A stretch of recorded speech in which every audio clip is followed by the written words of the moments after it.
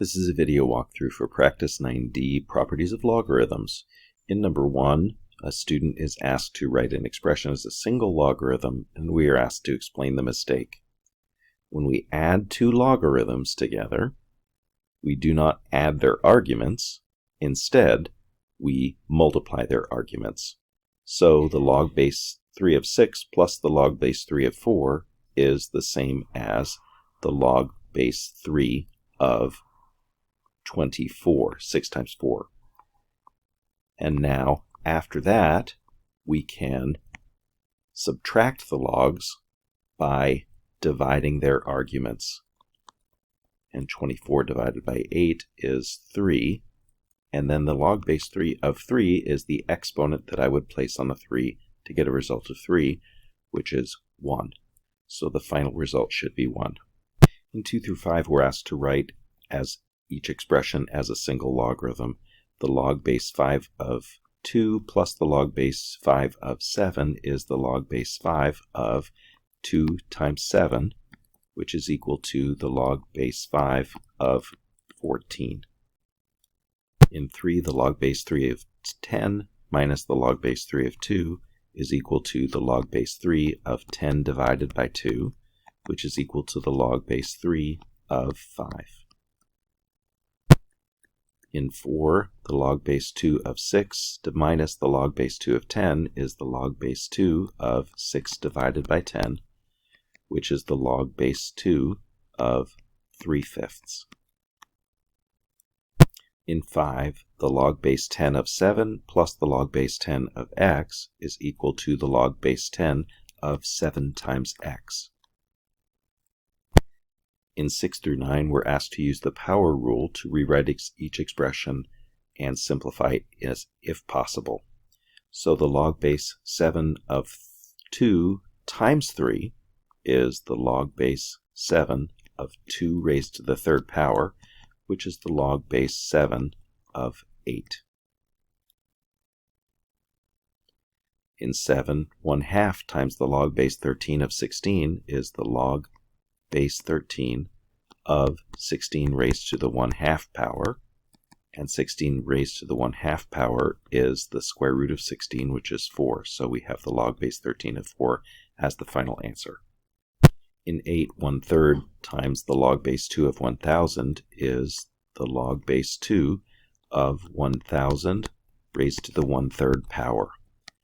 And when we raise something to the 1/3 power, we take its cube root. The cube root of 1000 is 10. So final answer, log base 2 of 10. In number 9, 4/3 times the log base 5 of 8 is the log base 5 of 8 raised to the 4/3 power. And when we take a number and raise it to the 4/3 power, we take its cube root and then raise it to the 4th power. So this final answer should be log base 5 of 2 raised to the 4th, or log base 5 of 16. In 10 through 13, we're going to use all the properties to rewrite as a single logarithm and simplify each log if possible. So in 10, we have multiplication to take care of first, so that would be the power property. So log base 7 of 2 cubed plus log base 7 of 100 raised to the 1/2. And 2 cubed is 8, and 100 to the 1/2 is 10.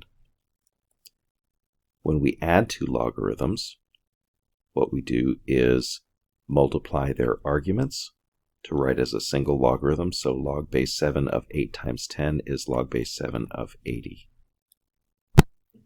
In 11, 1/3 times the log base 5 of 27 is the log base 5 of 27 to the 1/3 power. And 2 times the log base 5 of x is log base 5 of x squared. 27 to the 1/3 power is 3. And when we add two logarithms together using the product property, we can rewrite it as the log of the product 3 times x squared. So we have log base 5 of 3x squared. In 12, 3/4 times the log base 13 of 16 is the log base 13 of 16 raised to the 3/4 power. And 1/2 times the log base 13 of 100 is the log base 13 of 100 raised to the half power. 16 to the 3/4 power is the 4th root of 16 raised to the 3rd power. The 4th root of 16 is 2, raised to the 3rd power is 8. 100 to the 1/2 power is the square root of 100, which is 10. So now we have the log base 13 of 8 minus the log base 13 of 10, which is equal to the log base 13 of 8/10, which can be simplified to the log base 13 of 4/5. In 14 through 17, we're going to add one more step. We're going to rewrite as a single logarithm, but then we're also going to evaluate that logarithm. So in 14, log base 6 of 4 plus 2 times the log base 6 of 3. The log base 6 of 3 times 2 can be re-expressed as the log base 6 of 3 squared. And then when we add two logarithms together, we multiply their arguments. So 4 times 3 squared is the new argument. And 4 times 3 squared is 4 times 9, which is 36. So we have the log base 6 of 36. And that's equal to the exponent 2. In 15, 1/2 times the log base 7 of 16 is the log base 7 of 16 to the 1/2, which is 4. And when we subtract two logarithms, we divide their arguments. And that's equal to the log base 7 of reducing the fraction 1/7, which is equal to the exponent -1. In 16, the log base 2 of 27 raised to the 2/3 power, using the power rule, minus the log base 2 of 6 raised to the 2nd power, using the power rule again. 27 to the 2/3 power is the cube root of 27, which is 3, squared, which is 9. And the log base 2 of 6 squared is the log base 2 of 36. When we subtract logarithms, we divide their arguments, 9 divided by 36, and that's equal to the log base 2 of 1/4 reducing. That's equal to the exponent -2, because 2 to the -2 is equal to 1/4. In number 17, we have an addition of two logarithms. When we add logarithms, we multiply their arguments. 10 times 4.8 is 48. And 1/2 times log base 2 of 9 is the log base 2 of 9 to the 1/2. And 9 to the 1/2 power is 3. When we subtract two logarithms, we can rewrite that as the log of a division. And 48 divided by 3 is 16. And the log base 2 of 16 is the exponent 4, because 2 to the 4th power is equal to 16. In 18 through 29, we're asked to solve. When we have a logarithm on one side of an equation, we can rewrite in exponential form. And the base is 2, the exponent is 4, and it's equal to x plus 5. 2 to the 4th power is 16, so subtracting 5, we get x equal to 11.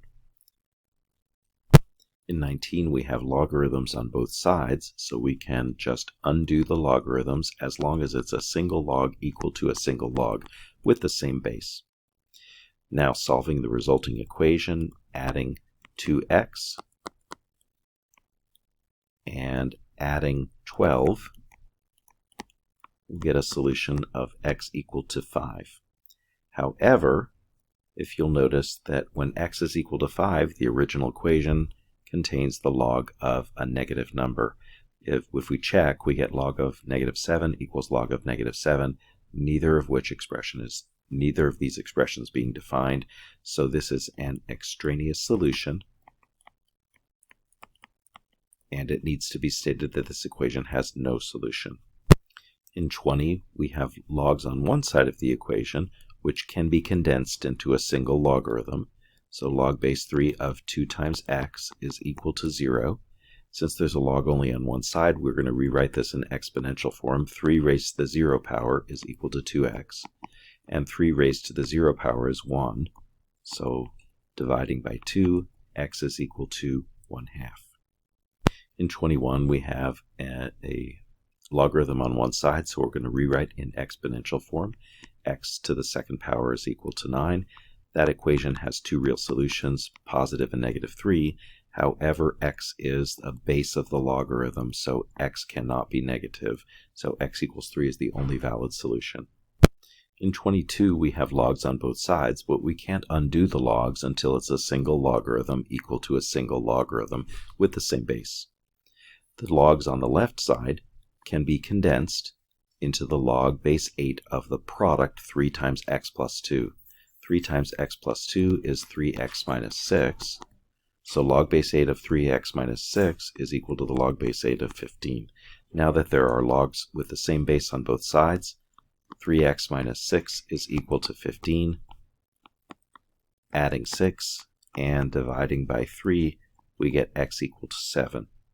In 23, we have a log on one side of the equation, and so we're going to rewrite in exponential form. Our base is 10, exponent is 2, and that equals 9x plus 1.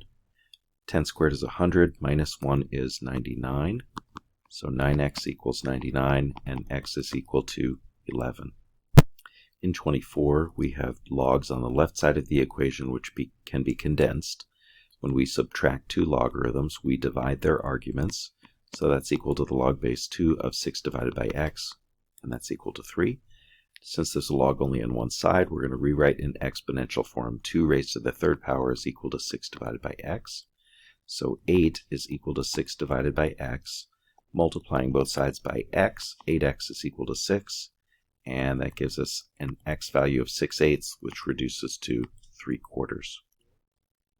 In 25, the logs on the left side of the equation can be condensed into a single logarithm. When we add two logarithms together, we multiply their arguments, and x times x plus 6 is x squared plus 6x. So the log base 4 of x squared plus 6x is equal to 2, and we can rewrite that in exponential form. 4 squared is equal to x squared plus 6x. I'm going to subtract the 16 from both sides of the equation, and then factor x squared plus 6x minus 16 factors into x plus 8 times x minus 2. So either x plus 8 is equal to 0 or x minus 2 is equal to 0, which gives us solutions of negative 8 or positive 2. Negative 8 is a solution that makes the argument of the logarithms in the original equation negative, so that is not a solution. X equals 2 is a valid solution. In 26, logs can be condensed. Log base b of x divided by x minus 3 is equal to, and on the right side, this will be the log of 2 to the third power, so 8 minus the log of 7. So we have the log of a division on the left side, and when we condense, we also have the log of a division on the right side. Undoing the logs on both sides, x divided by x minus 3 is equal to 8 divided by 7. It's a proportion, so we can cross multiply. 7 times x is equal to 8 times x minus 3, which is 8x minus 24. If we subtract 7x and divide and add 24 to both sides, we're going to get x is equal to 24, which is a valid solution since the arguments in the original equation are positive if x equals 24. In 27, we have a log on one side, so we can rewrite in exponential form. 4 raised to the 1 power is equal to x squared minus 3x. Subtracting 4 from both sides, x squared minus 3x minus 4 is equal to 0. And factoring x minus 4 times x plus 1 is equal to 0.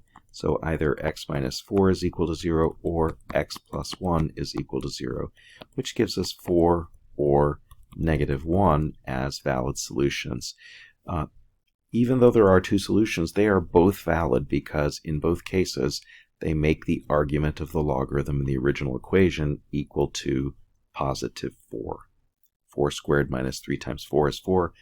Negative 1 squared minus 3 times negative 1 is also 4. So they are both valid solutions. In 28, we have logs on both sides, so 5 minus x is equal to x squared minus 11x plus 26. We're going to add x to both sides and subtract 5. The trinomial on the left factors into x minus 7 times x minus 3, which gives us x minus 7 is equal to 0 or x minus 3 is equal to 0. So solutions are 7 or 3. The solution of x equals 7 makes the argument of this logarithm here a negative number, so it's not a valid solution. That's an extraneous.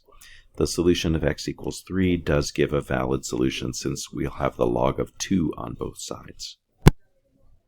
In number 29, we need to rewrite the left side as the log base 6 of x squared, and then we can just equate the arguments of the logarithm.